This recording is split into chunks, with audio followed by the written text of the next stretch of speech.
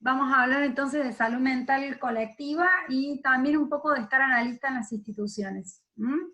Entonces, yo hace un ratito acabo de subir algunos materiales también que me gustaría mostrarles cuáles son, ¿sí? Cuando encuentre, acá estamos. Ahí está. Yo subí recién Manifiesto contra Poder, que es del Aula Feroz, que es de Daniel, ¿sí? Subí un texto mío que se llama La escritura repara la salud mental colectiva, que también es del Aula Feroz. Subí un video más arriba, esto es tema institución, más arriba subí un video que se llama, está acá en la psicología social como crítica de la vida cotidiana. Este video se llama Los vínculos en época de pandemia.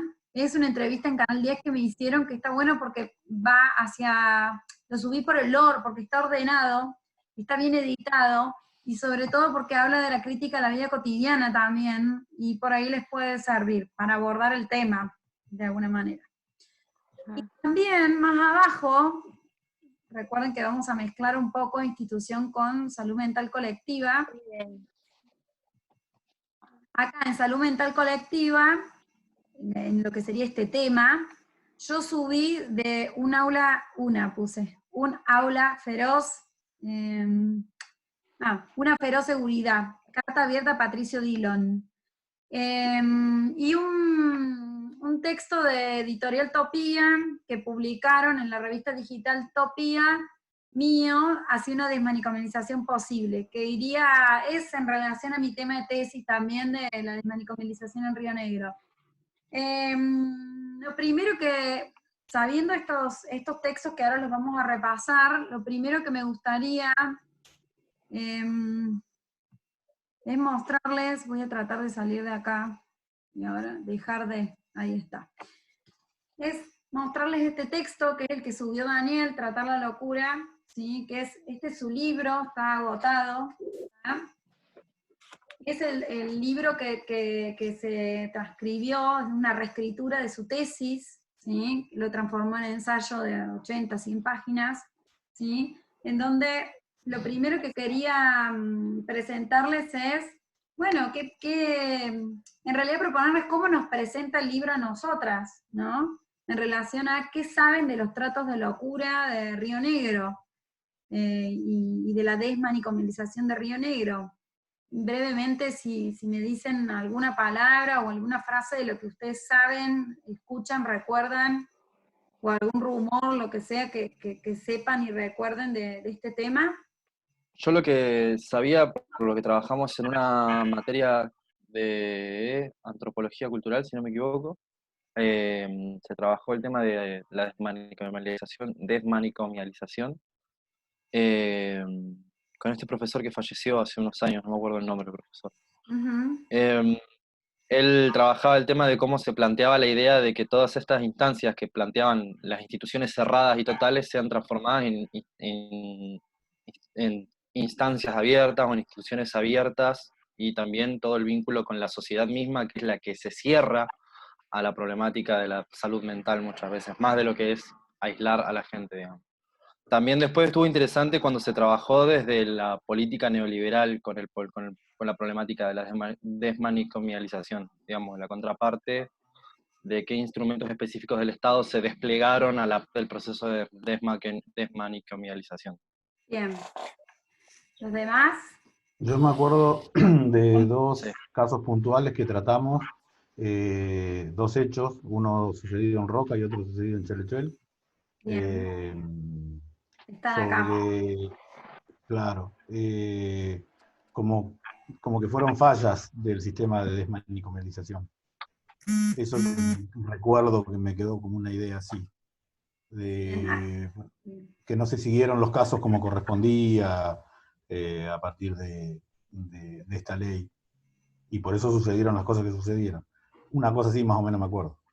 Bien. Ailín, ¿qué conoces? ¿Qué sabes?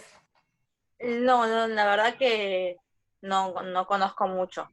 Bueno, bien. Eso es todo una información que no conozcas. Que no conozcas es una información. nos referimos, Ailín, a la ley 2440 de desmanicomialización, que si bien no escribe Daniel sobre la ley, sino que la toma como contexto, ¿sí? Para analizar lo que pasa en Río Negro.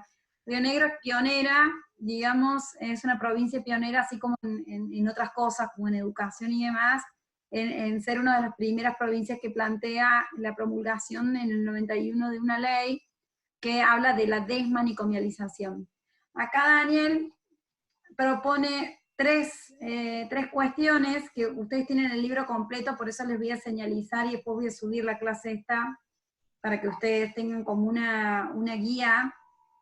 En la página 33, después ustedes lo van a seguir con el libro en pantalla, tenemos las tres cuestiones que Daniel plantea que se propuso a partir de esta ley, que es desmanicomializar, o sea, desarmar el manicomio, lo que es instituciones totales, o sea, instituciones monovalentes que atienden su salud mental, desmedicalizar, o sea, no centralizar los tratamientos de salud mental en relación a las medicaciones, ¿sí?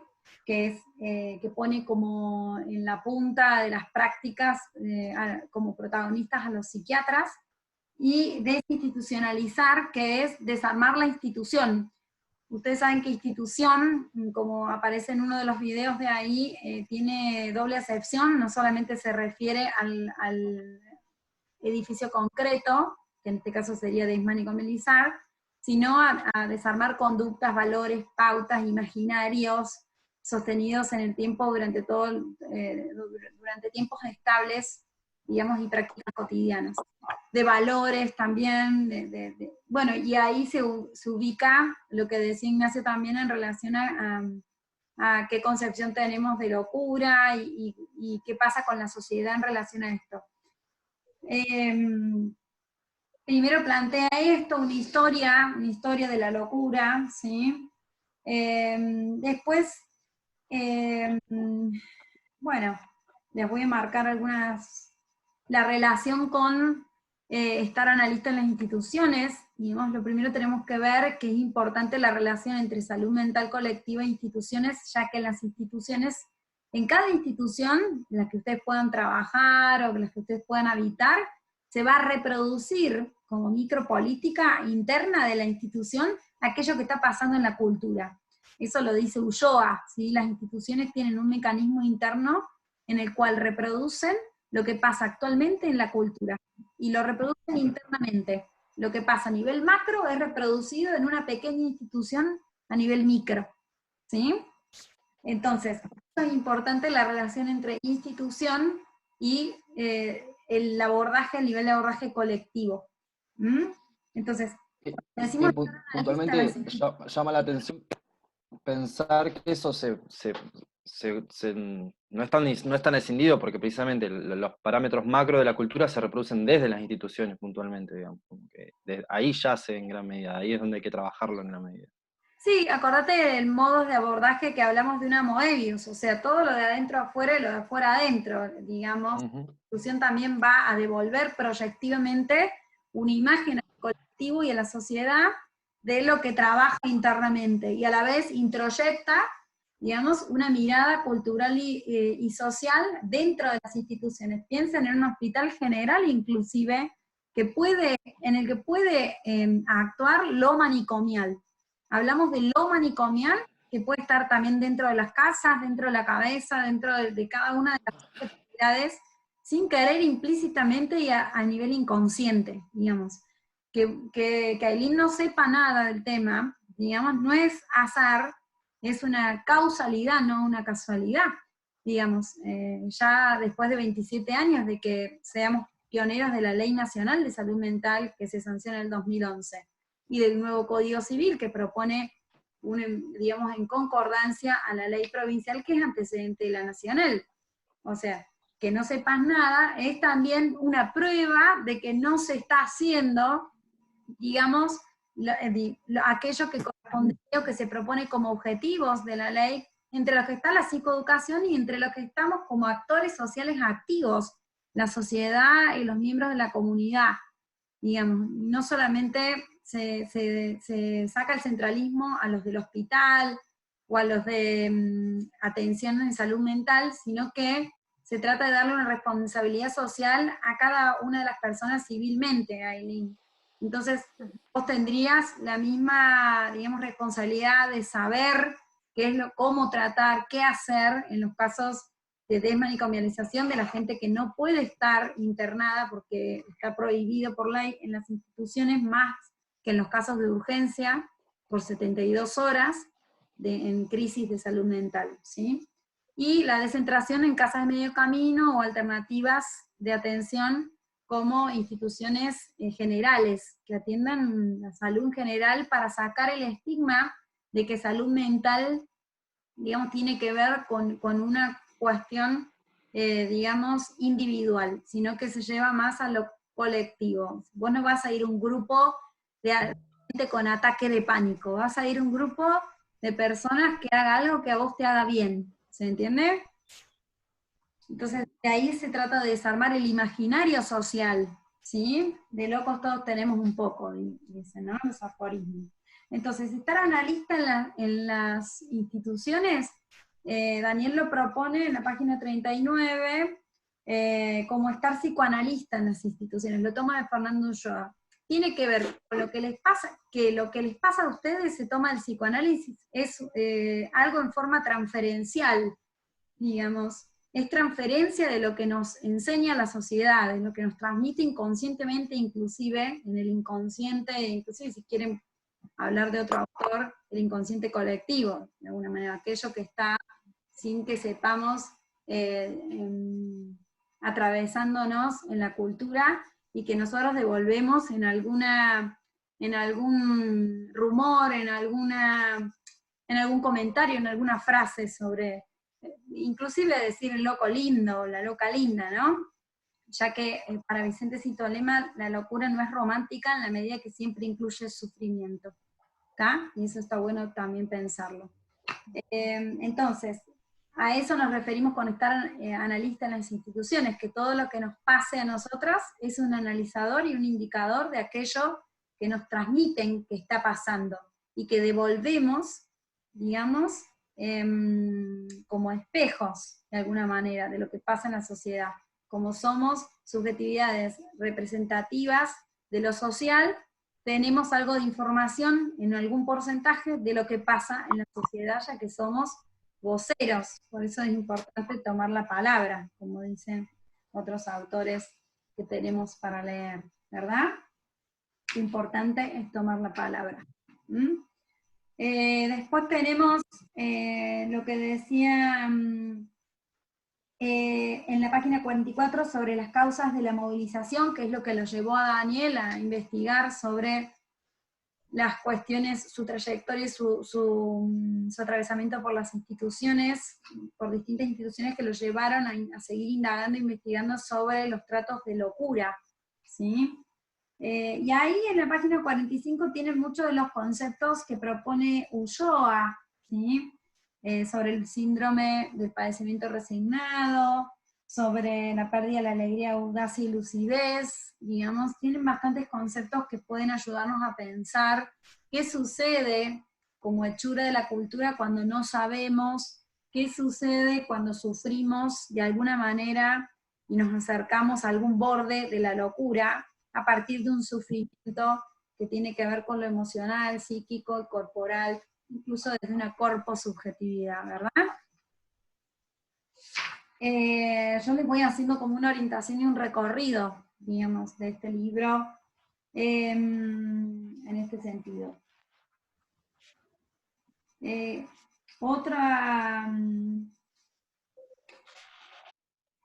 la página 53 están los casos paradigmáticos, que es lo que refería Marcelo, que se acuerda, y seguramente se acuerda por el impacto que tienen estos casos.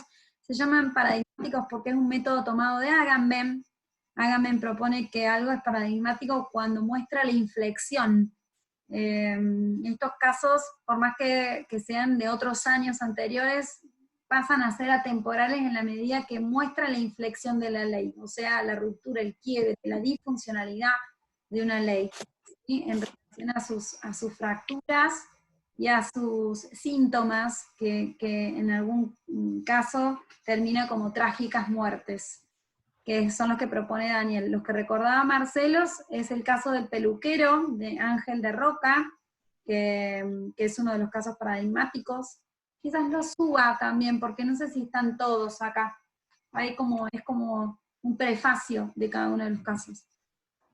Que es un peluquero que termina, digamos, en su muerte trágica, digamos, pero que tiene delirios persecutorios y se termina cumpliendo su delirio y termina por un mal abordaje, que Daniel hace mucho énfasis, que es el decreto 02 de 2000, que habilita a la policía a intervenir en los momentos de crisis de salud mental. Una policía que es una institución no formada para esto al día de hoy.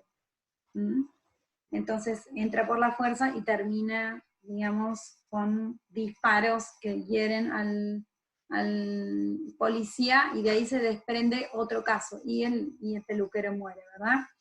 Después el caso de Cholechuel, que bien lo recuerda, digamos, fue muy, muy impactante, que fue la muerte de 5 de 7 hijos. Es una muerte que provoca una mamá, ¿sí?, que los ahoga y los asfixia con la almohada y con la mano, y tiene que ver con un caso de salud mental, digamos, de desmanicomialización. Ella no tuvo la atención necesaria, y en uno de sus brotes psicóticos, bueno, termina con la vida de sus 5 de sus 7 hijos, los 5 varones. Que también, si les interesa, lo subo para que lean, si les interesa un poco de cada caso, ¿está? Entonces ahí están los casos paradigmáticos, en la página 53. Y después, bueno, si les interesa saber algo de derechos humanos, también en la página 59, Salud Mental y Derechos Humanos, Dimensión Epistemológica, que es como el abordaje que él le da, en realidad se llama la judicialización de la salud mental, porque Daniel dice que cuando se llega después, si el caso está tratado por judiciales, es porque se llegó tarde, se llegó después.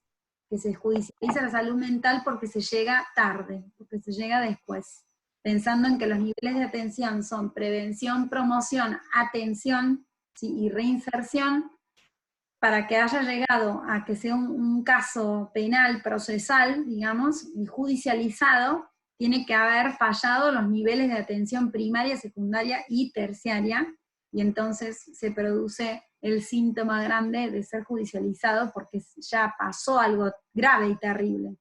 ¿Se entiende? ¿Qué piensan de esto?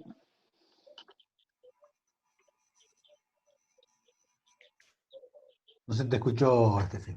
¿Qué piensan de lo que están escuchando? No importa, que no tiene que ser algo re importante, sino...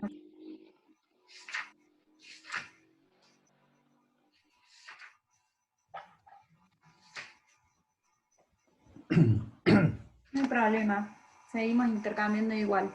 Si quieren saber de la ley 2440, en el capítulo 5, en la página 69, hagan esto de lectores salteadas, y elijan desde el interés, déjense llevar por el interés, porque es un tema súper amplio, no se mareen, vayan para donde más les interese, piensen en qué quieren contar, qué quieren escribir sobre esto. Recuerden que pueden ir... acá Daniel plantea lo testimonial como no ficción, pero nosotros estamos trabajando también lo ficcional.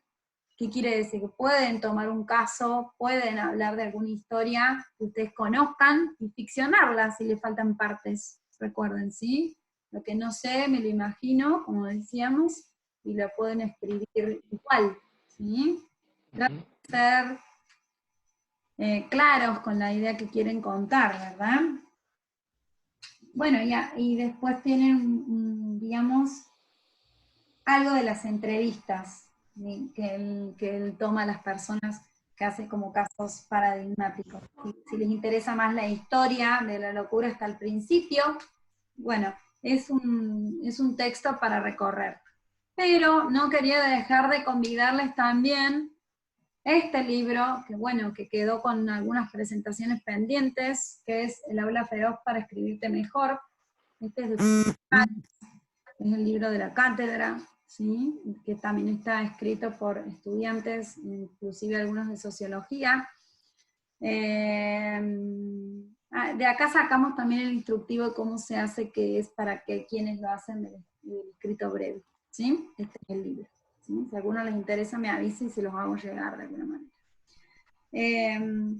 Yo de acá puse estos textos de la carta a Patricio Dillon, que es un escrito breve de Daniel, en donde le escribe una carta a Patricio Dillon. Saben que fue una persona desaparecida del barrio de Daniel, donde Daniel se crió, digamos, y le cuenta qué pasa con los jóvenes hoy en la ciudad de Fiquemenuco, en Roca. Es muy interesante.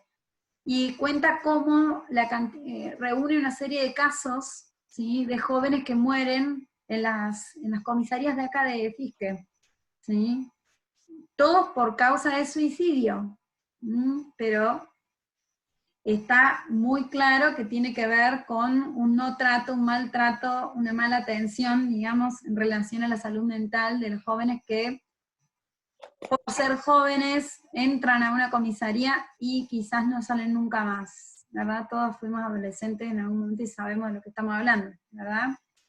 Entonces, ahí cuenta estos casos, y son más breves, son como nombra algunas historias de jóvenes que mueren en las comisarías. Y también cuenta de la universidad y hace una relación entre el fracaso educativo y la locura, ¿tá? Lo cual me parece que es súper interesante. Vean ustedes para dónde van, pero esa carta a Patricio Dillon está buena, que es una feroz seguridad, ¿sí? Se llama así el capítulo y se los acabo de mostrar. Después yo le subí el mío, si bien pueden ir, si les interesa el caso de Allen del hospital, que ahí está el video también de las externaciones de pacientes que tuvieron 40 años internados, pueden ir por ahí también, si conocen algún caso, si quieren hablar de esos casos, déjense llevar por lo que más les gusta. Después, persuasión final, la escritura repara la salud colectiva, ¿está?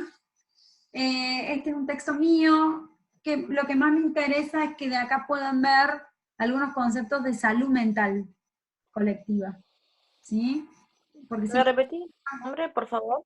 sí, persuasión final, la escritura repara la salud mental colectiva, así la vas a encontrar en PEDCO. Gracias. Por ejemplo, acá está el concepto de salud mental de Fernando Ulloa, que dice, no en términos psicopatológicos, sino en aquellos que rendían a la cultura, ¿sí? Como que le da otra dimensión, y habla mucho de las prácticas reparatorias públicas, ¿sí? De la importancia de, por un lado, no podemos quedarnos quietas esperando que el Estado sea el que haga algo, ¿sí? ¿Qué proponemos en relación a salir de estas no tratos, malos tratos, judicialización y demás, ¿sí? Entonces, pero por el otro lado, actualizar.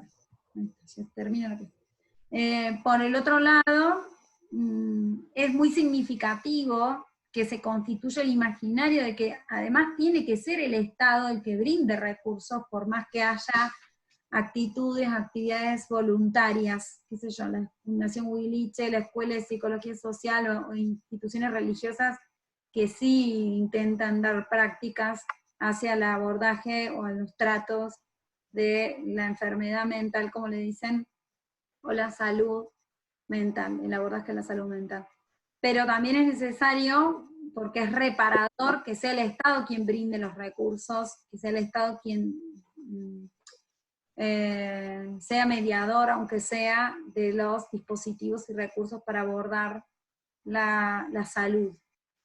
Ahí también está el concepto de salud elemental de Fernando Ulloa, que es un juego de palabras. Está bueno sacarle lo mental, como si hubiera algo en la mente, y jugar con lo que si hay suministros básicos y si hay dispositivos que alojen y que aborden digamos, el sufrimiento subjetivo o cuerpo subjetivo, podemos, digamos, hablar de una salud elemental, que está bueno pensarlo.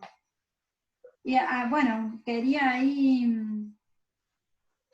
también nombra, y les voy a subir una fichita de numeración social que adjuntó y que juntó y que rejuntó Guadalupe, de que uno de los abordajes posibles es la numerosidad social, ¿sí? Como conjunto que supera el grupo y que aborda lo colectivo, ¿no? El concepto de numerosidad social, que también es un concepto de Fernando Ulloa, y que tiene que ver con lo que se constituye en una asamblea clínica, en un conjunto más amplio con un grupo. Por ejemplo, puede ser en una marcha, en una asamblea de mujeres, en una asamblea de padres, en una asamblea de, bueno,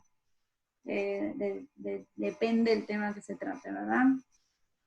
Y bueno, ahí habla también esto de que el abordaje pertinente para un tema tan colectivo, de nivel y dimensión colectiva, es la numerosidad social. ¿Sí? ¿Preguntas? ¿Ideas? ¿Sugerencias?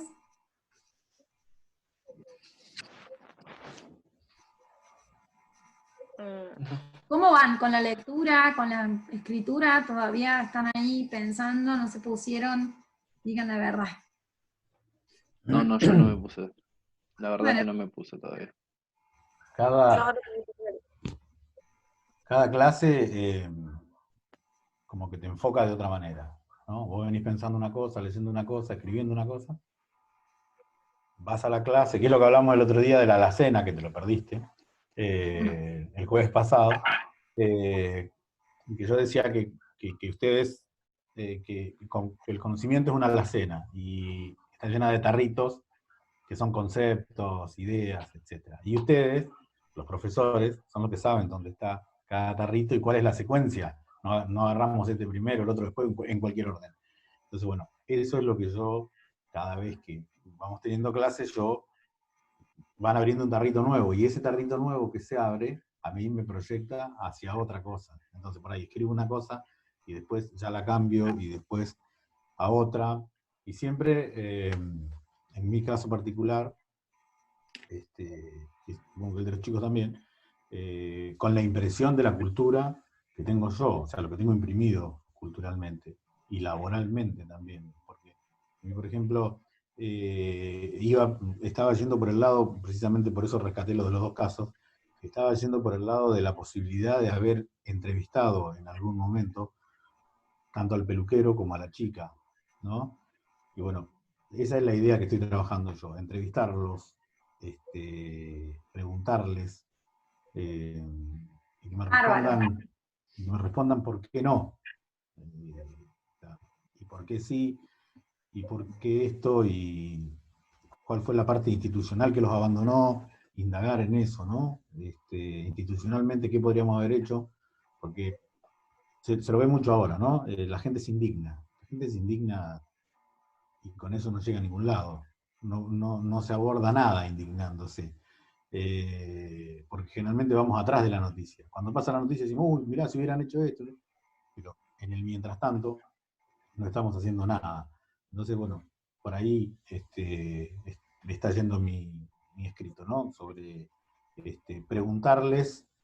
eh, un día le pregunto a uno y otro día le pregunto a otro, así que no lo tengo todavía bien Yo definido, lo que ¿no? escucho en las distintas clases, en distintos años y distintas carreras, esta necesidad de reparar subjetiva, y si se hubiera hecho esto, y esta necesidad de dar respuesta, que en algún punto es sana y saludable. Pero bueno, ya el mismo hecho de pensar, de hacerse preguntas, de hablar del tema, de que conozcamos todo de lo que estamos hablando, bueno, ya es un gran paso, sabiendo que ya hay algo que ya pasó, pero que hay cosas que se van a seguir repitiendo, que en la medida que se repiten son síntomas, ¿sí? De alguna manera. Entonces está bueno esto que decís vos, muchos se van para el lado de intentar dar respuesta. Quizás para algunas cosas no hay respuestas, pero sí visibilizar, desnaturalizar, digamos, y dejar de velar es parte de hacer algo, de alguna forma. Que se esté dando esta clase o estas clases en la universidad pública, bueno, ya que se arme un debate, que haya un imaginario de una entrevista, digamos, es algo, digamos, importante, interesante, ¿sí? ¿Qué piensan los demás? Yo estaba bastante perdida, o sea, me había sentado a ver lo del segundo escrito breve, y yo si bien tengo separados los textos, como que no sabía por dónde arrancar. Eso es lo que Bueno, pasaba. Así mira, que ahora como estoy más ordenada y sé por dónde más o menos encararlo. claro, fíjate que en el primer texto dice un aula feroz, que es todo el libro. Por eso yo ahí te subí los 2 capítulos que podrían ayudarte inmediatamente ahora para pensar este tema. ¿Sí? Y eso del libro, ¿El libro entero de cuánto es? ¿Cuántas ¿cómo? hojas tiene? El libro entero. El de tratar la locura, Sí. son 129 páginas. Por eso te digo, como sé que sabemos que no vamos a llegar a leer 2 libros para la semana que viene, ¿entendés? Entonces por eso yo les puntué algunas cosas que les podrían servir para pensar en qué páginas están, como para que hagan lectores salteados.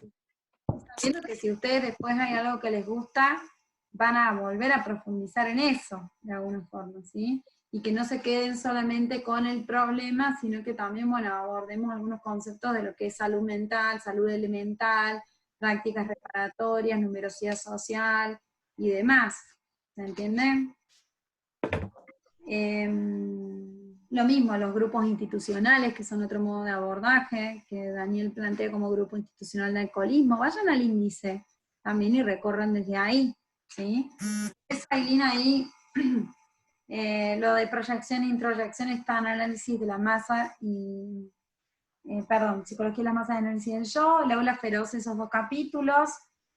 Psicología de la vida cotidiana es un texto que se reitera, que tiene que ver con esto de acción, reflexión y desnaturalización, ¿sí? Series complementarias, si tienen preguntas me escriben para hacerme consultas, que también ayuda a pensar en relación a la locura, digamos, esto, qué elementos tienen que haber para que exista un sufrimiento mental, digamos, ¿no?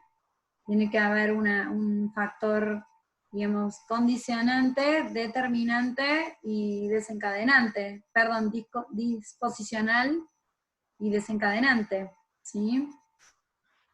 Que en series complementarias lo que refiere es el disposicional, tiene que ver con los factores congénitos hereditarios, ¿sí? El condicionante es en el contexto, que tiene que haber un contexto estresante muy fuerte, que puede ser en relación a violencia, pobreza o falta laboral, digamos, o conflictos, digamos, cotidianos. Y después un desencadenante fuerte, que puede ser una separación, una mudanza, un choque, un accidente, ¿se entiende? Cuando lean series complementarias, depende para dónde lleven su escrito breve, capaz que les puede servir. Cuáles fueron las disposiciones, las condiciones, o los estresores